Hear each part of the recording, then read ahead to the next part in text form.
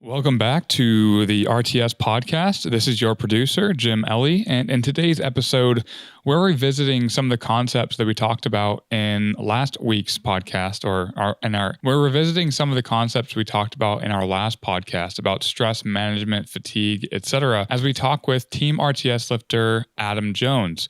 Him and his coach, Ross Lebela, have a great conversation about all the crazy things that have happened in 2020, 2019, and what they've done about it so that he can continue training and navigate through the chaos that has been this year. And I think a lot of lifters are going to enjoy this. I think there's a lot of relatable stories, especially for the parents, the lifters who are parents, for the people who are really interested in, achieving the highest levels of competition and hitting PRs into their later training ages. If you enjoy this conversation that we had with Adam Jones, please consider following us at Reactive Training Systems on Instagram, as well as tagging our podcast account at Reactive Training Systems Podcast.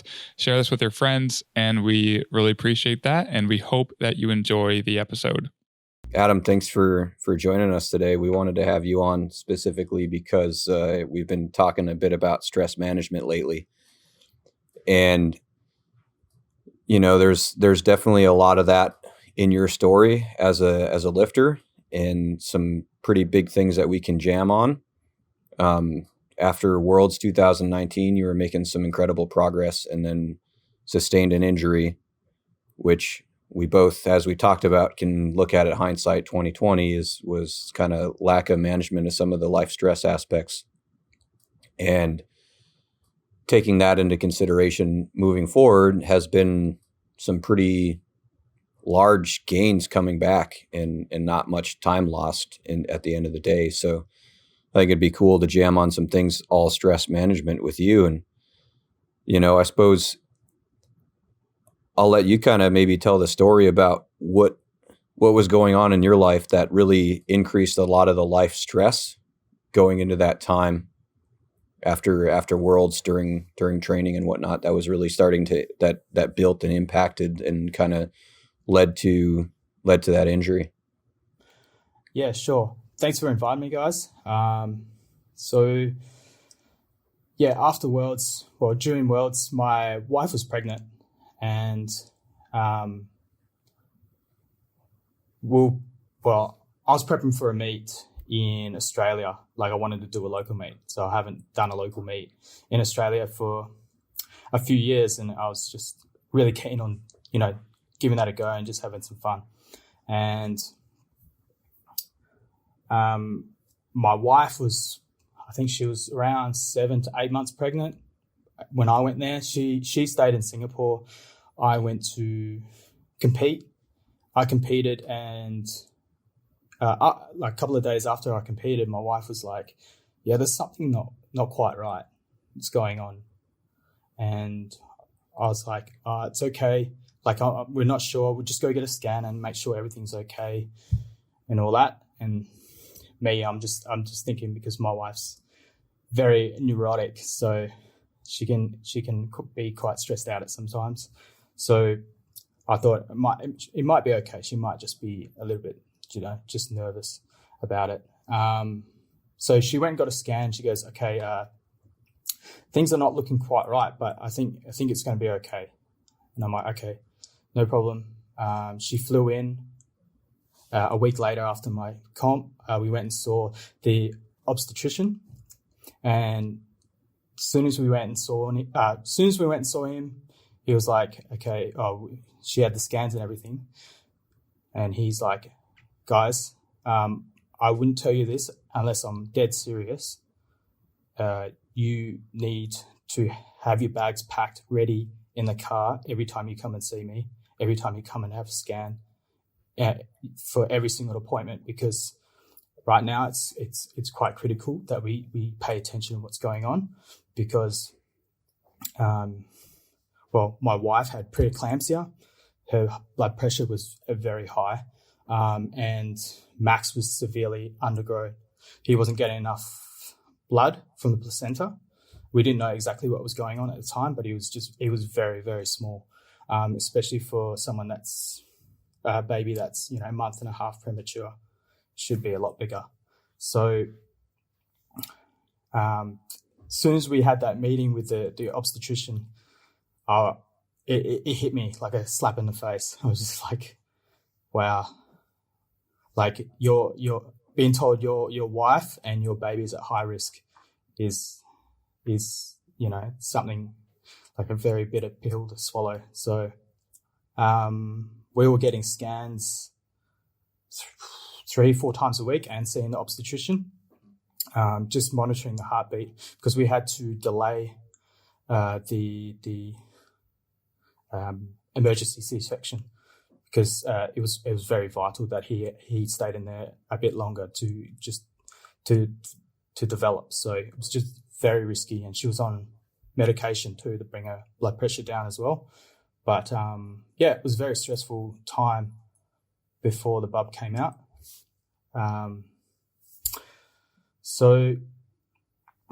We went a few trips in. A few more than recommended because things were just not feeling right. And then, the call happened. We came and saw the doctor, and he goes, "Yeah, okay, I'm booking you a room in the hospital now. Get ready to have him." Pretty much. So, we spent a couple of nights in hospital, and then Max got delivered. So it was a very stressful time. Probably when they delivered Max, it was a bit quiet for a second, and then a cry, and it was probably the best cry I've ever heard, the best noise I've ever heard in my life. And it was extremely stressful time, and to look back on it, in hindsight, I should have just. I didn't train or anything for a week or so after, during that time, but like I should have just, taken a fair bit of time off around that time as well, because post birth there was still complications. Max was he was tiny. He was so small. There's babies that are smaller, premature, but for his age, he was very small. He was still at a high risk for a bit. My wife was still at high risk with the blood pressure as well. So she was getting monitored. Plus she had a C-section. So, yeah. Wow. That's a lot. That was pretty much the most stressful stuff. And yeah. I think too, for context for the listeners, so they kind of understand what else was going on, we had started doing some things different training wise after Worlds that for some unknown reason, I guess it was lights out gains. Worlds, he squatted 262.5. 5 months later in November, squatted, was it 295? 290. So nearly a 30 kilo gain in 5 months for a seasoned lifter on a squat.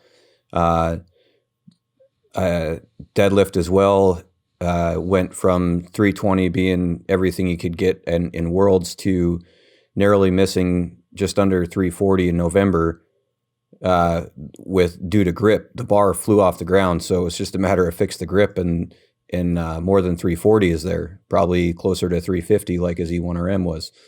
So we had found some amazing stuff that Adam was just responding super well to, and had progress that we had not ever seen before. And there was also a meet in, I believe, April that Adam was eyeing up that was going to allow him an opportunity to take a stab at the 83 kilo IPF deadlift world record. And so we had the conversation about taking a step back and reducing training during that time to help manage with some of the increased stressors. But as most competitive athletes are going to have a hard time turning it back when it's good, and it was really, really, really good. So, we had the conversation, and Adam thought that he was going to be able to manage and handle it. And I guess, unfortunately, as Adam started to return to training, that was when the injury occurred. Yes, especially during that time when, I started to step up training again. For most of the people, for people that have had newborn babies, they'll know exactly what it's like. Babies do sleep a lot, but they wake up every 3 hours for a feed. And especially if you've got a wife that's just had a C-section, you'll be helping her out, like with the feeds as well. And expressing and all that. So every 3 hours up with a bub, all day, consistently for months and months and months, and doing that with hard training, it wasn't the best idea. But my body was feeling okay. Like in the gym, the day I got injured, I felt fine. I felt really good. My sets felt awesome. I felt like there was no sign of getting injured that day at all. And it just happened. That was probably the most scariest part. It was just completely unexpected. What was the injury? A grade 3 tear of my adductor longus from the origin. So it was right up near the groin. Well, it is the groin, but yeah. So it looks like you and Ross kind of finally found like a period of space where you could get training back and things were going really well. And then it was like another, I don't know, traumatic experience. I don't know what it was like for you, but obviously having that training for a lot of people, training is that, I don't know. I don't like to say escape, but it's that thing that's yours, It's like that part of your life when you just get back into it and it's yours. And I imagine that would be just, it's not just getting injured, it's getting injured. And then what did you think in that moment? Because I think a lot of people, especially in those types of situations, would get scared, maybe even, like worried, like, well, what's going on? Am I going to train again? Is it over? Believe it or not, that wasn't my first thought. Like, as soon as I did it, I was like, how am I going to take care of Max? I didn't think I would be able to walk for a long time. Like, I was in so much shock and pain. I was just like, how am I going to take care of my newborn son? And I'm like, I shouldn't make training this important. I shouldn't make it this important. I should. And I had a conversation with Ross a couple of weeks before to dial things back in training. And I just said to him, I'm fine. I can keep going and keep going. And I should have just took a step back. But, at the end of the day, it was a great lesson to be learned. I think that's one of the big key things as well that from a coaching perspective and an athlete perspective that I took from that situation is, life stress is going to impact your training no matter what. You can't ignore that, and when you do ignore that and you do keep pushing, bad things can and will happen. And like one of the best ways to handle that is just let life be what it is and turn the training back and live to fight another day rather than create a bigger setback than what's being created. And, I know that played a big role in some of my decisions in the past year or so when I've been kind of achy and especially my hip kind of flares up from time to time. It's just like, oh, no, I'm taking a step back. Especially, it's obviously easier when you're not getting ready for a meet, but I did opt out of a couple of meets because I had, that on my mind, Adam's experience as a lifter. And I thought too, like, I can't make this meet so important that I jeopardize my ability to play with my kid. Like, that's just silly. I don't have a multi-million-dollar contract here that makes any of this risk have any reward whatsoever. Yeah. There's that, you mentioned, Ross, just like how sometimes you just got to let life happen. But I think a lot of people, obviously, I think for a lot of people when they're getting injured, they get injured or stress is too high. Like that false analogy of the frog in the boiling water. That doesn't actually happen, by the way. If a frog's, the analogy with if you put a frog in the pot of boiling water or pot of wild water, and then you start boiling it, they don't know that it's hot until it's too late or whatever. You know what I'm talking about? Yeah. Factually, that's untrue, but the analogy still holds. Yeah. When did you because you guys had to make a training decision, right? At some point. And at what point was it? At what point did you make that change, like the more significant training stimulus change? Or maybe there's multiple changes that made the different intervals of that timeline. Well, I suppose the thing there is that we unfortunately learned the lesson the hard way, and we hadn't made any adjustments in the training during that time when the injury occurred. But we've made significant adjustments in the build back.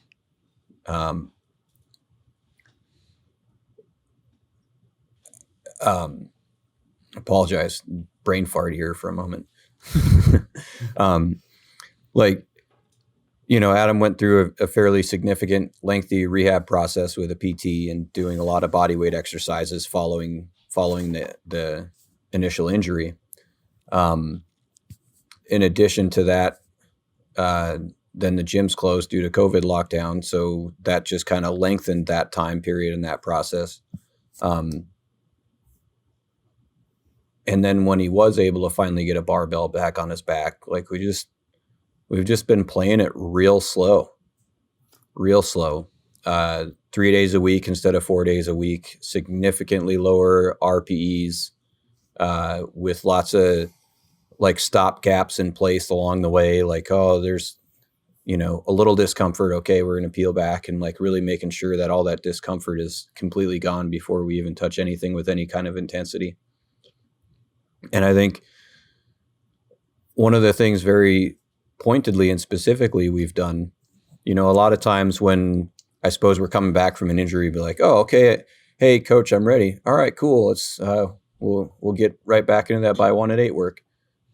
We've been really intentional about not doing that and building into that across the block. I feel good for that. Okay, well, we're going to start out with a by 1 at 6, and over the next couple of weeks, we're going to increment that by 1 at 6 by half an RPE and kind of almost linearly progress the RPE, not so much the load, and kind of let that response feel itself out.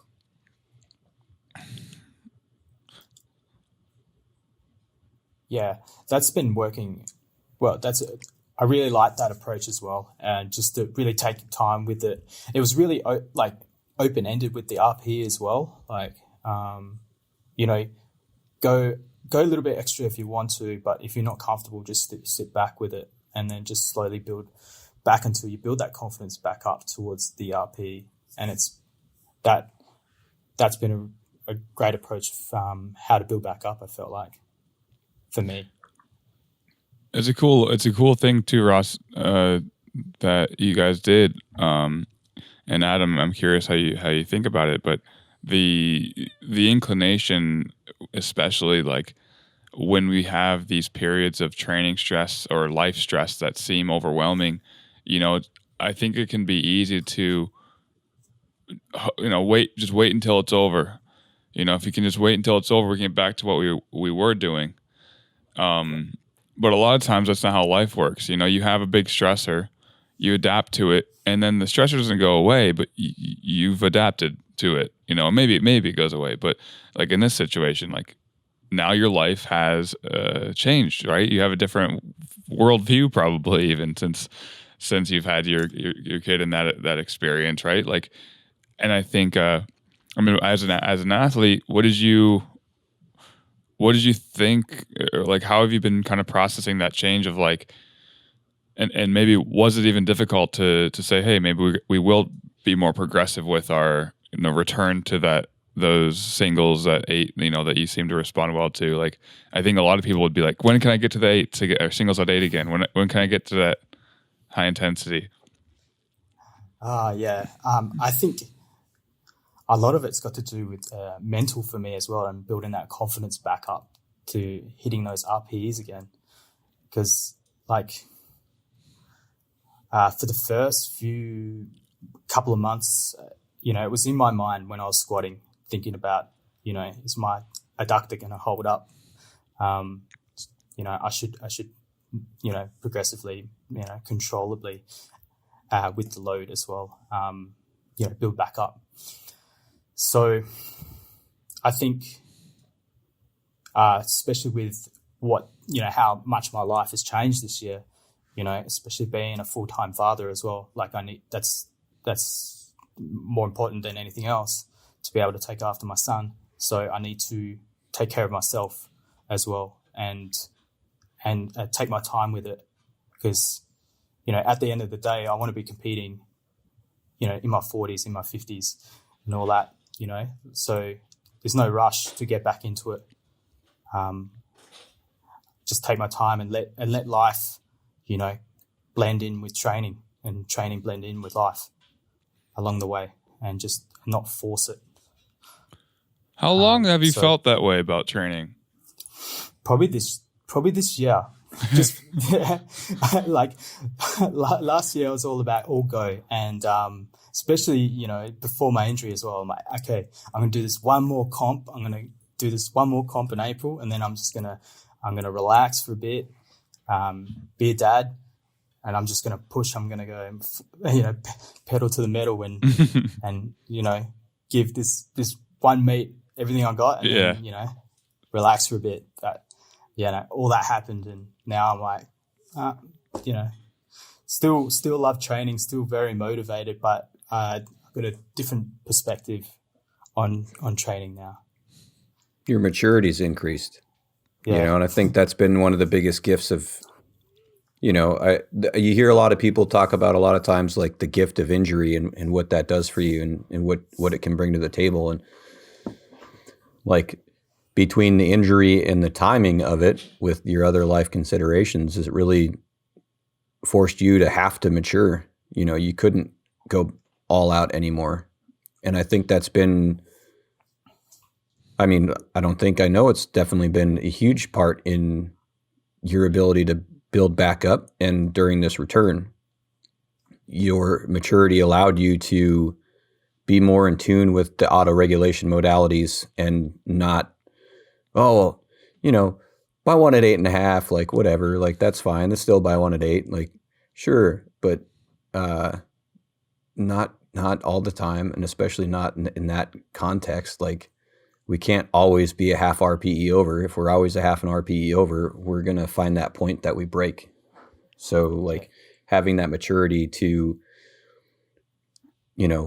be okay with slowing down, and knowing that, the slow game is the long game, and that's really, at the end of the day, what's most likely going to lead you to, getting as close as possible to your full athletic potential. Yeah, for sure.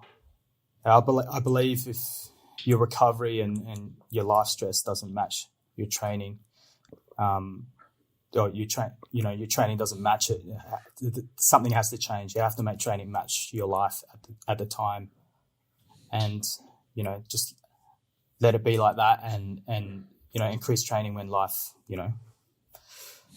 can handle it. Right. Because we all know what it's like.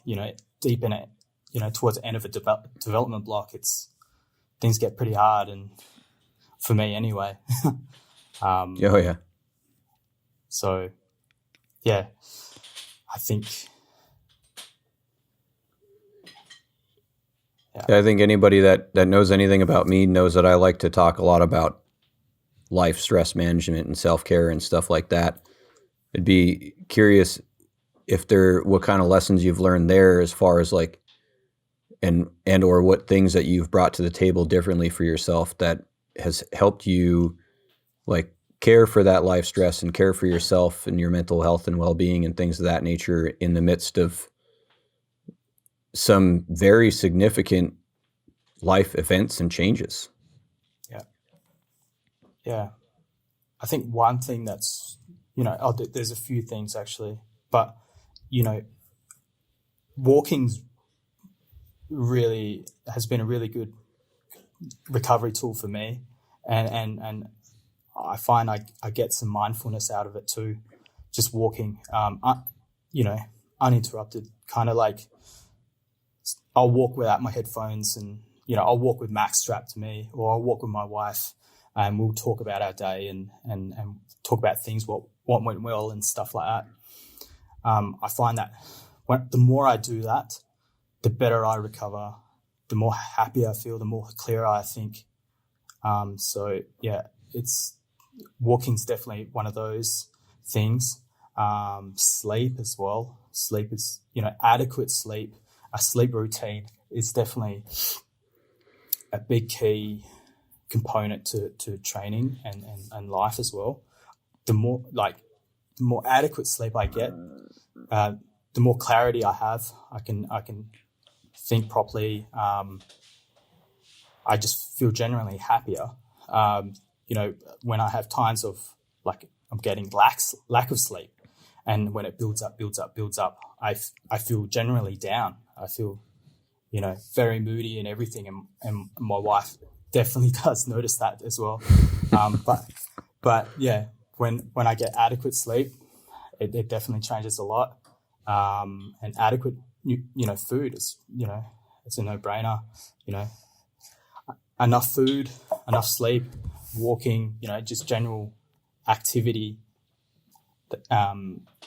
Definitely helps with the life stress. I'm still here, by the way. I'm still here. Just keep going. No problem. What was I going to say? Sorry, I lost my train of thought. Oh, no worries. I can jam on something there. You mentioned walking is really helpful and has benefited you. I've had similar experiences. When I transitioned from engineering to coaching full time, my schedule became a lot more autonomous, and then as well, working from home, it was very easy for me to get into doing like a daily walk at lunch with Nitro, the dog, and stuff like that. And there is a fairly immediate response by my body, just generally feeling way better, particularly my hips feeling way better from all the movement and walking more often. And then as well, also just the mental clarity I find when especially if I get really angry about something, life really is something in life that I'm really stressed out about and really upset about and just generally angry. I feel like I figure it all out when I go for a walk. And sometimes I might have to walk a little further to figure it out. But there's just something about that walk that when I'm doing that, I'm getting to such a better place to work through my thoughts and understand my thoughts and feelings and get to a place where I can kind of calm down and not be so ramped up about it.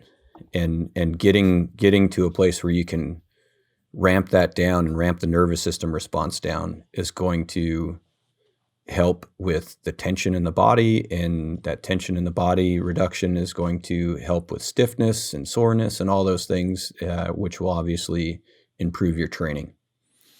So also the lockdown has made these walks. I've been going on walks too, and man, this lockdown. I mean, we don't have actual lockdown here, but it's like still life isn't the same. More preference to stay safe, But walking has been one of the. It's kind of like a 3-for-1. You get mindfulness, you get some hip mobility, recovery, and then everything, and then it's also vacation. It's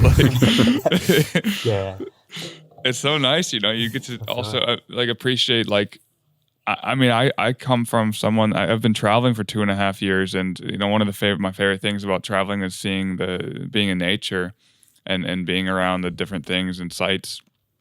When Ross and I were in Poland, there's so many places in Poland that are just beautiful. There's a massive mountain range up there in the I guess it's like northeastern Europe, right? And I at one point went over there during the summer, and like I always just think about like that's what I do during the summer is I go and see these beautiful places.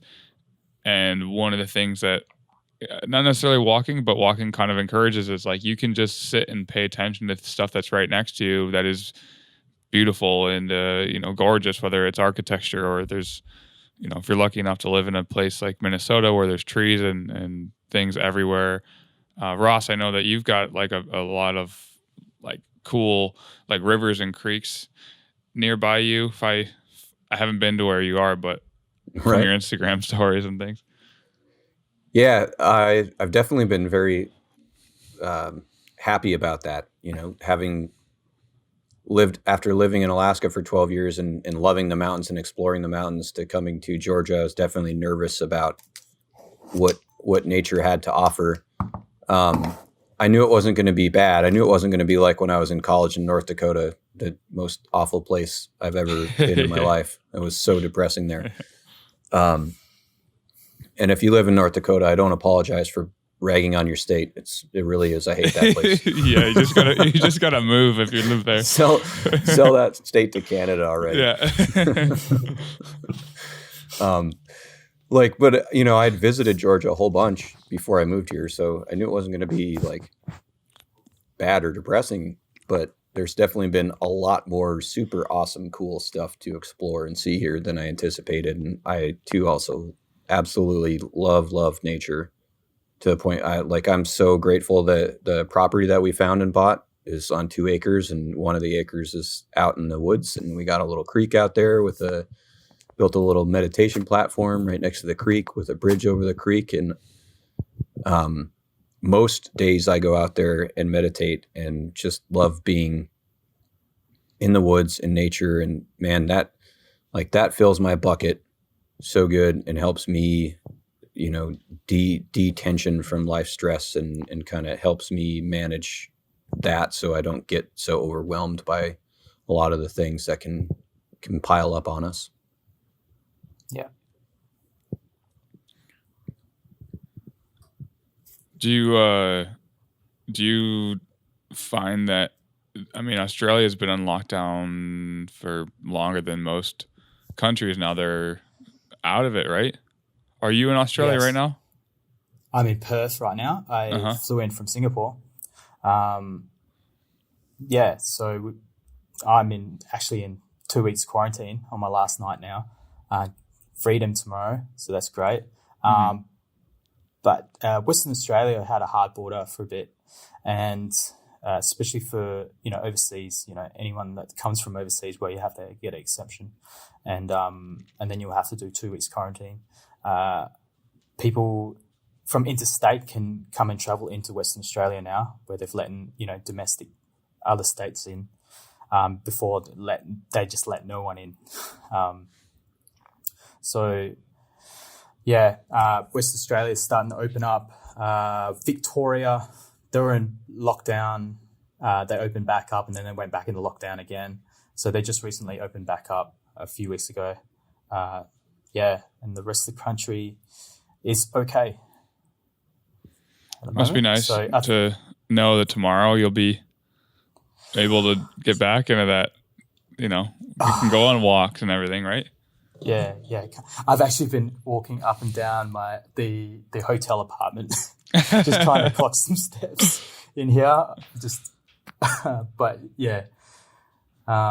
It's nothing like walking outside and getting some fresh air and not having to do shuttles.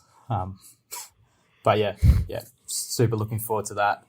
And seeing my family. Haven't seen my family for, most of the year, nearly all year. Most people are experiencing at the moment. But so it's going to be really good to see them as well. Yeah, it sounds like to be away from them for so long and then, to be on the cusp of it. And I mean, obviously you have your more nuclear family,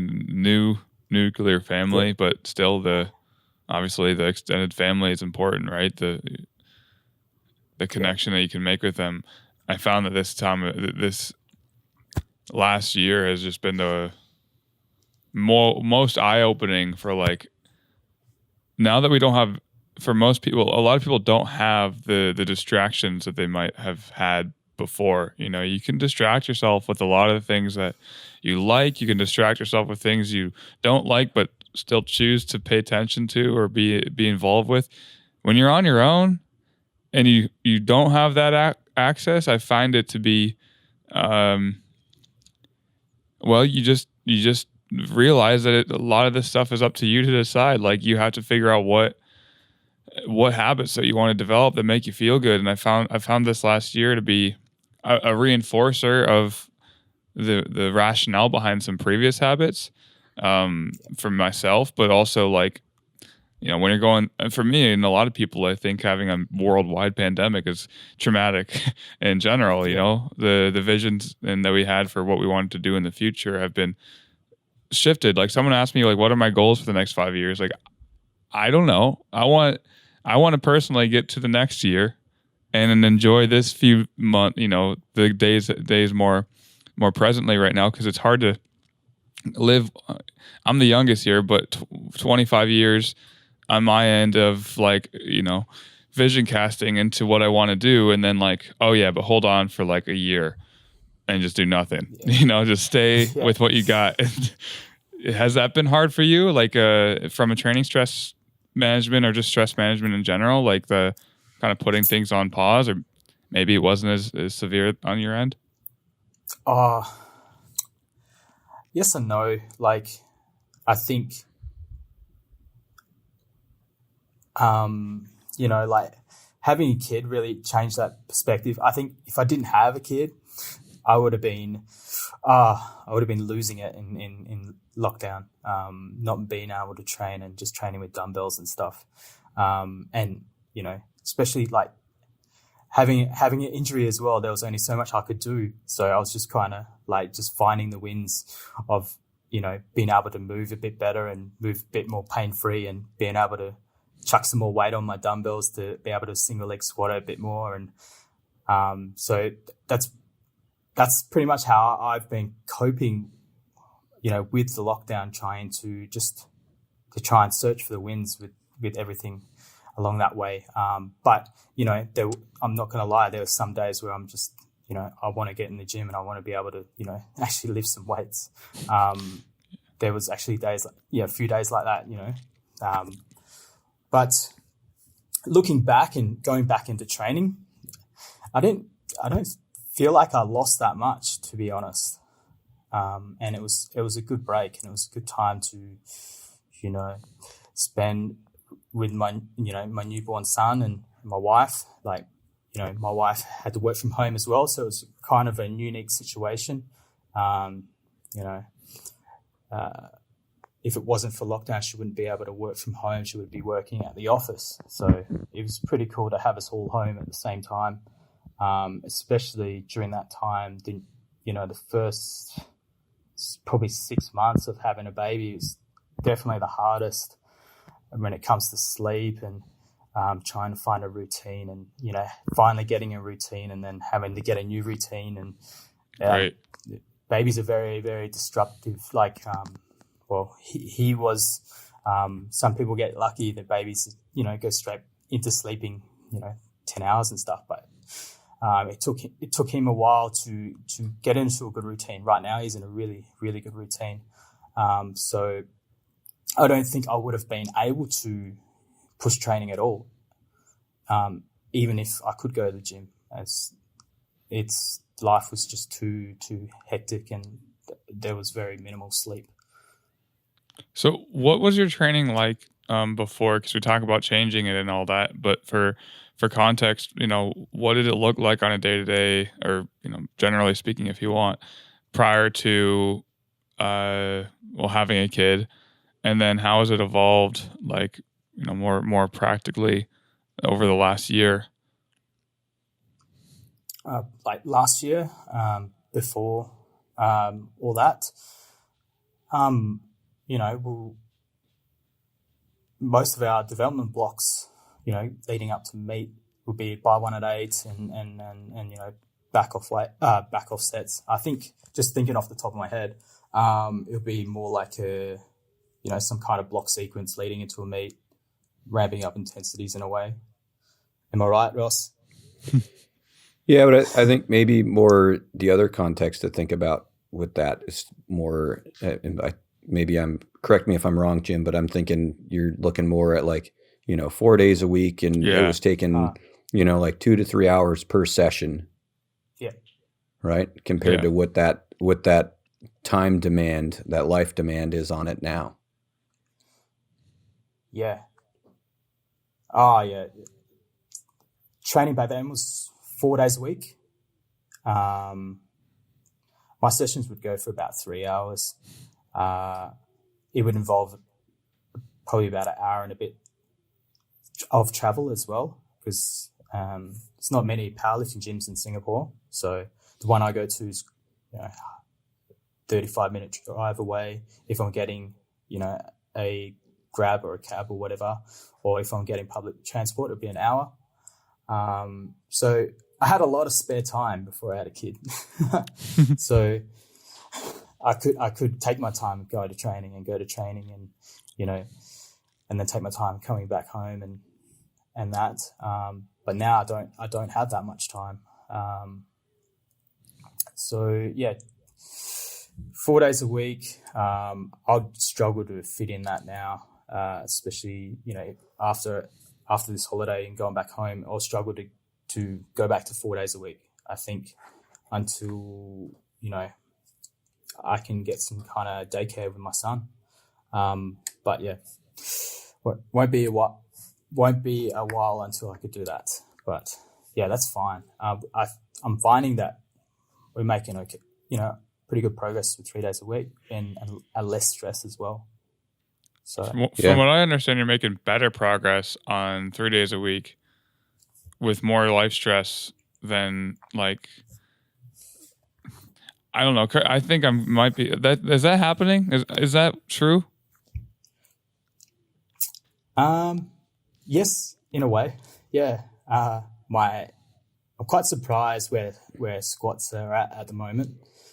And the baseline, with bench and deadlift as well, we get a solid baseline there, even, coming off a pivot and stuff like that. There's some solid base to work off from there.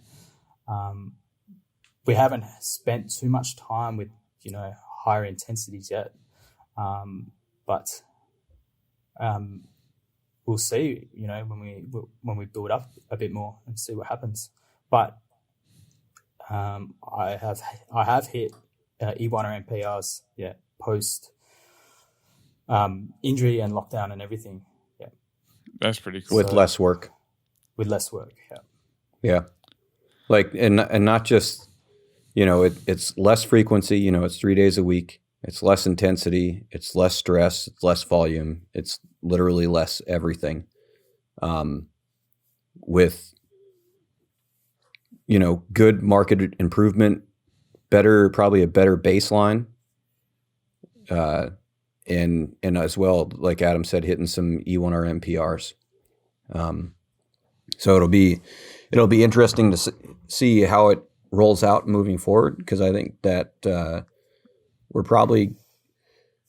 coming into the time period where it's getting to that point where the governor is going to come off, and we're going to be able to be more aggressive and kind of open the playbook back up. We want to do buy one at 8. Yep, we're ready. The last block, Adam was working up to, we started out with a buy one at 7, knowing that we wanted to kind of aim closer to an 8 by the end of the block and kind of ramp that up slowly over the course of the block. And that was happening, and Adam responded just fine. Fairly no pain, no discomfort. So I definitely think we're at that time period now where we can not be so conservative with it, and we can kind of start looking back at seeing,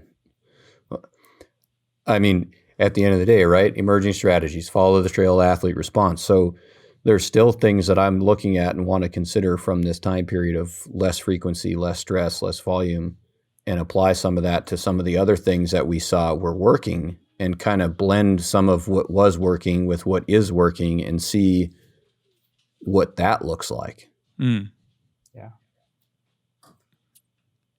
It's one of those things that I think is super useful to hear, because Adam, I don't know how you got into the sport, like like how did you approach training initially, like before working with a coach? Like I'll let you talk about that for a second, but when I jumped in, it was like, you better be doing the optimal or you suck, or you're an idiot. Like if you're not doing the best possible training based on like this forum that I'm on right now, you're good luck making any gains, right?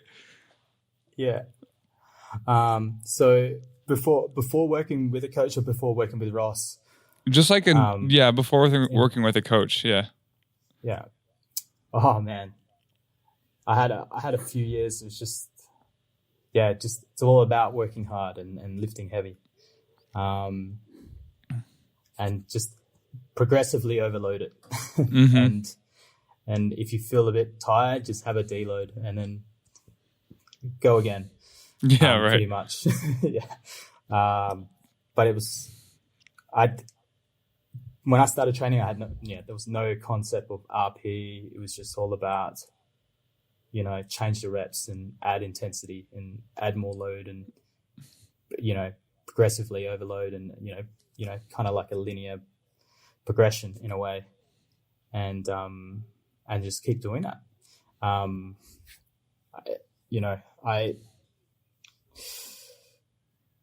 When I very first started powerlifting training, I was doing 5-3-1, and I was just, I probably done so many. I probably used that training method so many times at the start of my training, and I was making pretty good progress with that. Probably a lot of it to do with newbie gains as well. But yeah, and then leading into having a coach, I had a coach in Melbourne for a couple of years. It was all about it was the same kind of methodology, but it was more like you don't have to work so hard, further away from the meet, and then increase your effort towards the meet, and then deload and then compete, overreach and then super compensate and then compete, and then hopefully we've super compensate enough. Right. Super compensated so hard, man. You didn't hit PRs for like 4 months, but man, glad we're back at baseline. Yeah, exactly. I'm glad to train really, really hard. And smash myself to get back to baseline. Thank you. I'm heavily biased for the listeners. All right. Yeah. So I mean, it sounds like you had probably actually a better training approach or mentality anyway than a lot of people when they first start. I mean, 5-3-1. I remember I made a YouTube video about how I thought it was the worst program because there wasn't enough work in it. Like that's still up on the internet, by the way, if you want to watch it. I don't agree with it anymore, but as a beginner, I think it's like no beginner is like, how can I do just the minimum to get by? Like every beginner is like, how can I get from where I am right now to where my idol is in 1 year? Right. And so I think it's more work. More, just do more, work. Man. Yeah. You can and it's like this idea that you can recover from anything because you're young or whatever, like some arbitrary like recovery demand that stops once you, I don't know, like don't get me wrong, when you're in college and in high school or whatever and you're training, like you don't really have a lot of extra life stressors other than like getting your homework done and whether or not you're going to uni, and that's not nothing, but you can fill up a lot of your time training and you're not going to have a lot of impact on the rest of your life. And so I think when you have such a wide bucket or whatever to fill, and you have few things that you can fill it with, training seems to be like the one that makes the most sense. And then you can kind of, I think, get lost in the sauce, like you start realizing that you do have the time, you can sleep for 12 hours, and it's like, this is probably ideal because I can do it. And I think people are probably much further off from what is ideal than what what you can do. I don't necessarily think is what you should do, even if you could recover from it, Yeah. Yeah. You get lost in the sauce. Is that like a different word for Thursday night beer pong or something? Yeah. Yeah. Yeah. I just feel like it's every lifter is going to have their periods of training where they have done way too much work. The thing that I find really interesting about this conversation is one of, obviously, Adam, how much you've kind of gone through in the last year. Then you've also made a lot of progress and made some significant training decisions and changes, and how that kind of has led to, actually, you have more stressors outside of your life and you're making progress again, like in hitting estimated 1RM max PRs. Like, and it kind of reminds me of guys like, Tony Harris, right? Like they're at the age of, I don't know, what is he, 55 or something? And I think he's hitting PRs. Mark Robb is another guy. Like, they've been training for longer than the majority of us have even known that powerlifting was a thing, and making progress with less work than, we are told a lot of times that we need. And then I think it can also be really frustrating when you look at other people on social media and like how, you want to know what they're doing, and you're like, oh, well, they're doing all the volume and all the training and they're hitting all-time PRs and whatever. And I think it is really easy to doubt yourself. What is this the right way? Is this really going to get me where I want to be? Right. Yeah. For context, Jim, I pulled up Adam's E1RM charts. And it's interesting to think about, prior to Adam's injury last year in February, his E1RM for squat was peaking at around 300. His E1RM for bench was peaking at around 150. His E1RM for deadlift was peaking at around 350. Right now, his baseline is above all three of those. The past 6 data points for squat have all been over 300 kilos. His last, couple of months of benching has been over 155 kilos, and deadlift has been staying about baseline at right around 350. So wow. Basically getting to a point where, post injury, his baseline strength is now at what his, PR peak E1RM strength was prior to the injury. So,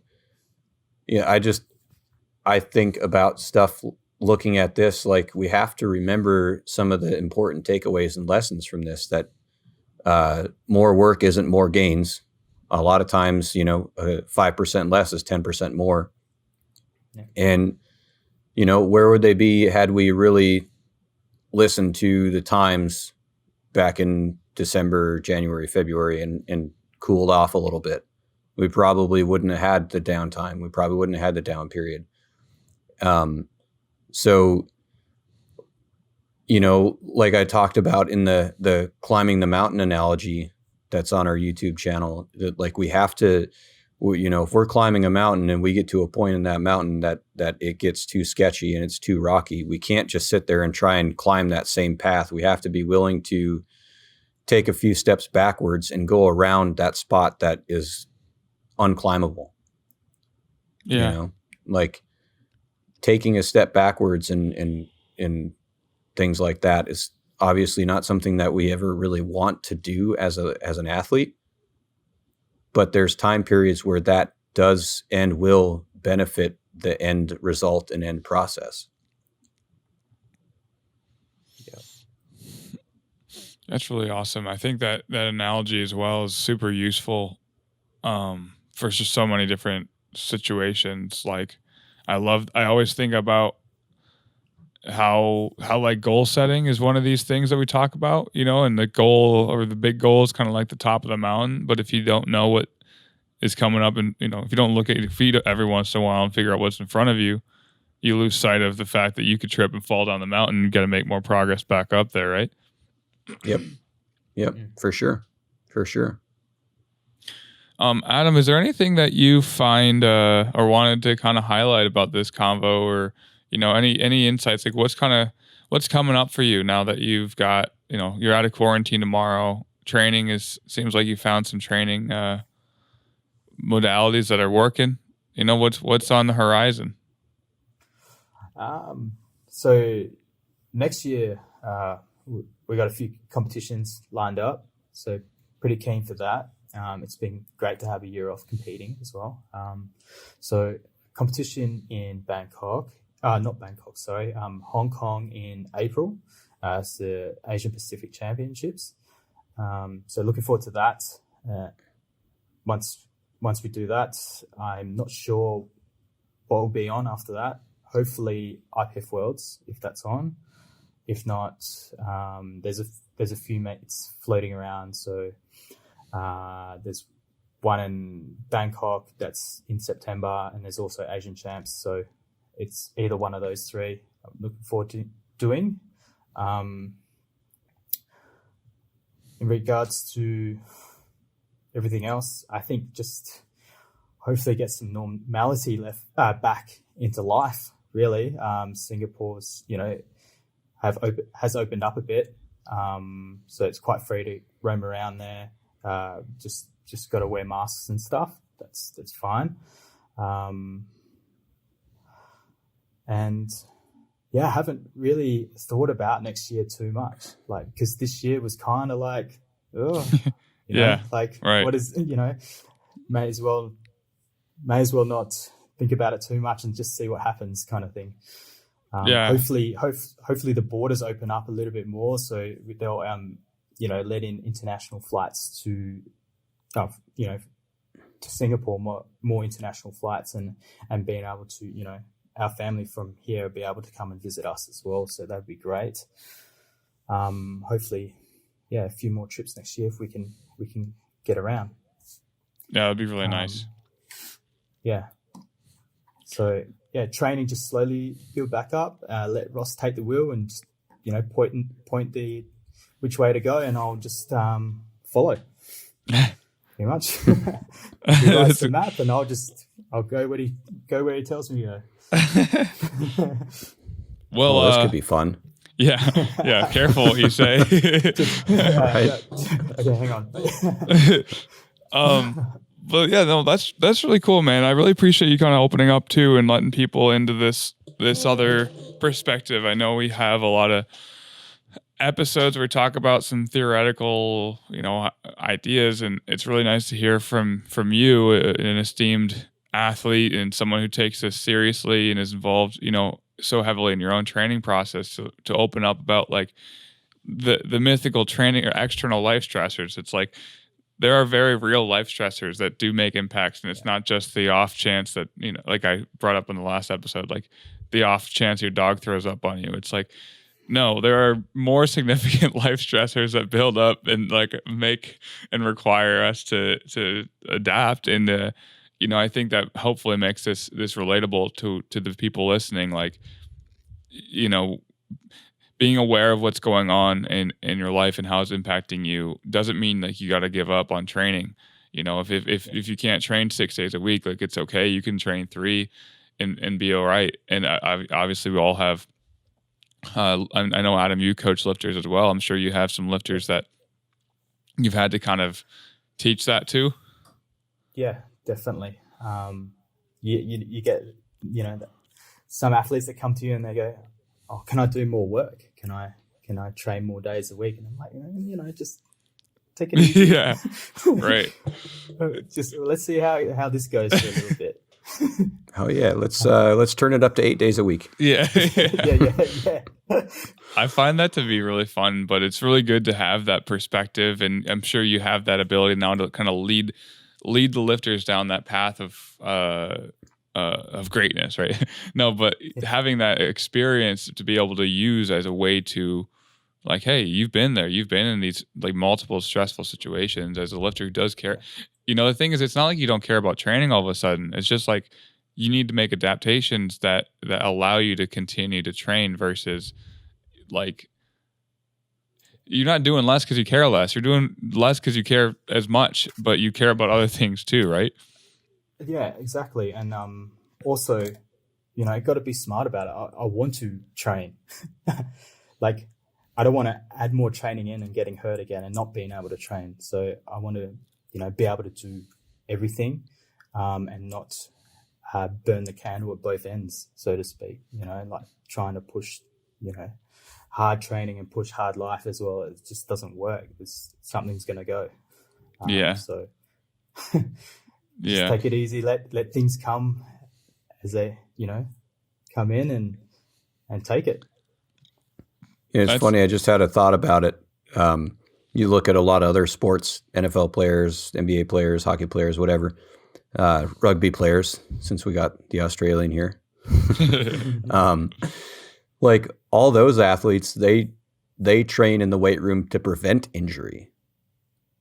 Yep. Right. So why, like, I feel like taking a bite out of their playbook would help with our longevity in our powerlifting. Obviously we train because that's what we're going to compete in, is lifting the barbell. But it doesn't, it bears importance and significance to look at the playbook of other athletes, and see how they're doing it and what they're using it for, and let that kind of maybe influence some strategies and tactics. Yeah. I feel like connecting with all these other, like, and that's why I want to have you on, Adam, is like we have these athletes that do make these changes and these decisions that help their training. And, I'm hoping whether it's coaches paying attention to this or lifters, that like, here's some anecdote that I think is pretty useful, that you probably aren't going to hear a whole lot of, in detail, depending on where you're looking. And so hopefully the RTS podcast is a place you can find it. But where else can they learn more about you, Adam? Where can they find you? Where should they, if they want to reach out to you? Oh yeah, I'm on Instagram, adam.tbm. I'm on there. That's probably the best place to reach me. Yeah. Find them on Instagram. Find my Instagram. I've got a coaching company called The Barbell Movement. It's at The Barbell Movement on Instagram as well, and at thebarbellmovement.com. My friends and I started a YouTube channel on teaching technique it's called Technique Matters. So if you on want to YouTube, go check that out, go check that on YouTube. Cool. And Instagram. We just put our posts on there to just update people on our new videos. So we post a video up weekly. And that's it. That's awesome. Ross, any last words? No, I think I said a lot of the things that I can think of, other than, I guess, just in closing advice, don't be afraid to take a step back so you can take 2 steps forward, and don't just encourage lifters to not, fear that and think that that's going to be, like, oh, well, I'm losing progress. No, you're caring about progress. You're not losing progress. You're valuing the tools and processes that allow you to get to, the end goal being achieving your highest athletic potential. Definitely. Yeah. Cool, guys. Okay, well, let's cue the outro. We hope you enjoyed listening to today's episode on practical applications for stress management, kind of like a case study about Adam Jones. His life is pretty interesting, and I hope that some of you can relate to some of the stressors that he experienced over the last course of the year. I know a lot of people are struggling in different ways outside of the gym that they may or may not have the coping mechanisms for. So that was kind of our intention with today's episode. Some things to look forward to in the RTS hemisphere. We have the RTS classroom coming out in the next few months. We have a new course on RTS coaching skills, which is a brand new course where we teach you how to actually coach athletes on the softer skills side of things. We talk about how to implement motivational interviewing with your lifters to help them achieve their goals, and all the way to coaching integrity. This is a new course, and we're really excited to share it with you. So stay tuned for that. The release date will be coming up, and we'll have more information about that for you. Otherwise, have a good rest of your week, and we'll talk to you in the next one.